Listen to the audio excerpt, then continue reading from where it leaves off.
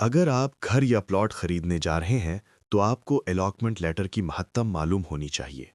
सबसे पहले साइन किए जाने वाला डॉक्यूमेंट और इनिशियल स्टेजेस में सबसे महत्वपूर्ण डॉक्यूमेंट अलॉटमेंट लेटर जब तक सेल डीड साइन नहीं होता।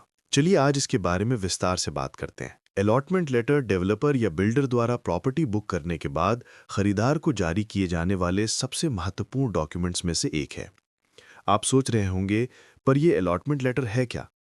मान लीजिए कि आप किसी डेवलपर के पास प्लॉट या बिल्डर के पास फ्लैट बुक करते हैं, तो आपको प्रारंभिक बुकिंग राशि का भुगतान करने के बाद डेवलपर आपको अलॉटमेंट लेटर इशू करता है। ये बिल्डर या डेवलपर द्वारा खरीदार को जारी किए जाने वाला एक ऐसा इनफॉर्मल लेटर है जो इस बात को कंफर्म करता है कि एक पर्टिकुलर यूनिट, जो फ्लैट, प्लॉट, विला या कमर्शियल स्पेस हो सकती है, बायर को अलॉट कर दी गई है। यह आमतौर पर सीएल एग्रीमेंट या सेल डीड से पहले आता है और अक्सर खरीदार द्वारा इनिशियल बुकिंग अमाउंट का भुगतान करने के बाद दिया जाता है। अलॉटमेंट लेटर की मुख्य कंटेंट्स में आता है आपका यानी खरीदार का नाम, पता और कॉन्टैक्ट नंबर, प्रोजेक्ट का नाम, रीरा नंबर और प्रोजेक्ट की लोकेशन। उसके बाद आपका यूनिट, अगर फ्लैट या प्लॉट है तो उसकी डिटेल्स यानी विवरण, flat number, plot number, floor, area, carpet area, super area. Second point, RERA आने के बाद बिल्डर को यूनिट की कॉस्ट ब्रेकअप देनी होती है, जैसे कि कुल लागत, पेमेंट का शेड्यूल, अतिरिक्त चार्जेस जैसे कि parking charges, club, PLC charges, GST charges. Allotment letter की अगली कंडीशन है पोजेशन की तारीख, अनुमानित कब्जा की तारीख। इन अदर वर्ड्स, पोजेशन की समय सीमा को पहले डेवलपर को डिक्लेयर करना पड़ता है। नेक्स्ट पॉइंट है पेमेंट करने की टर्म्स। अलॉटमेंट लेटर में ये बताना होता है कि डाउन पेमेंट कितनी करनी है, क्या कंस्ट्रक्शन लिंक प्लान है और किस्त का क्या शेड्यूल होगा। अंतिम क्लॉज है बिल्डर्स के नियम और शर्तें, cancellation clauses, transfer rules, default penalties. इस क्लॉज में बिल्डर्स अपनी कंडीशंस रखते हैं।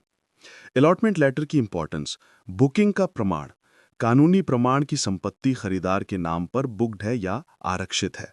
लोन प्रोसेस के लिए अधिकांश बैंक होम लोन सैंक्शन करने के लिए अलॉटमेंट लेटर मैंडेटरी रखते हैं।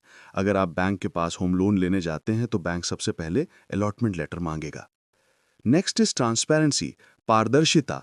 इसमें क्लियर पेमेंट प्लान्स, यूनिट का डिलीवरी टाइमलाइन और टोटल कॉस्ट का उल्लेख होता है।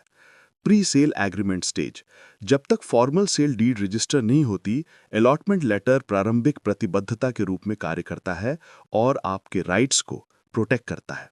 अलॉटमेंट लेटर की लीगल स्टैंडिंग, हालांकि ये रजिस्टर्ड सेल डीड जैसा नहीं है, लेकिन खरीदार और बिल्डर के बीच विवाद की स्थिति में इसका महत्व होता है। भविष्य के एग्रीमेंट्स का बेस होता है अलॉटमेंट लेटर, यानी ये बिल्डर खरीदार एग्रीमेंट या सेल डीड का मसौदा तैयार करने के लिए उपयोग किया जाने वाला आधार दस्तावेज है, यानी बेसिक डॉक्यूमेंट। एक डेवलपर के रूप में अलॉटमेंट लेटर जारी करने से खरीदारों के साथ विश्वास बढ़ता है और बुकिंग प्रक्रिया में पारदर्शिता निश्चित होती है। ये एक फॉर्मल रिकॉर्ड के रूप में भी काम करता है। नेक्स्ट पार्ट में हम डिस्कस करेंगे बिल्डर बायर एग्रीमेंट या agreement to sale, sale deed के बारे में। Till then, take care of yourself and subscribe our channel.